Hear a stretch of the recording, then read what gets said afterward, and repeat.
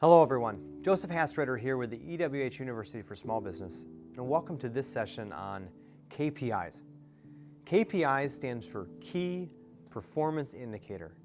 It's a number that's important and meaningful in monitoring and measuring the performance of your business so you can lead your business to the financial results that you're looking for.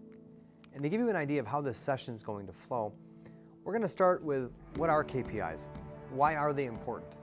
And where do these fit into implementing what we'll talk about here in a little bit, and if you've joined us for some other sessions you've heard about as well, where do they fit into implementing a numbers-based strategy? And then we're going to talk about where KPIs fit into our financial statements, because we can have KPIs in all different areas of our business.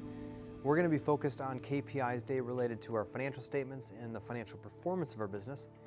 And to do that, we're also going to have to start with teaching you how to read our financial statements and covering the main scorecards where we're going to get our financial statement KPIs from.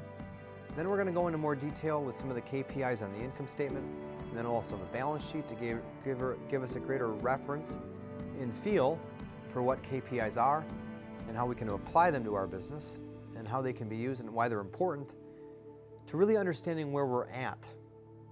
What KPIs allows us to do is to understand the trends in the relationship. Are sales up or down?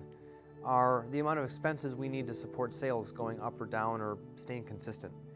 So to be able to understand these key KPIs on our income statement and balance sheet will give us a greater reference for how they all actually work together.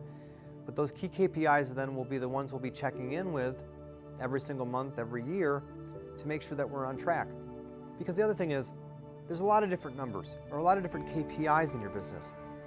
Really when it comes down to it though, there's a set 5, 10, and more sometimes that are really the ones responsible in driving the financial performance of your business, because if one of those key ones is off, then the other results are off.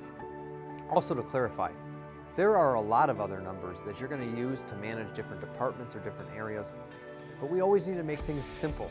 So this is about getting down to the key financial statement ones on our scorecards that are most impactful and meaningful in monitoring and measuring the performance of our business. Then at the end, we're going to talk about some things to remember related to KPIs, what to avoid, and also this concept of manager versus financial accounting and how that impacts KPIs. And then we'll talk about where you can start in your business or where you can go from here if you've already got some of these things in place related to KPIs.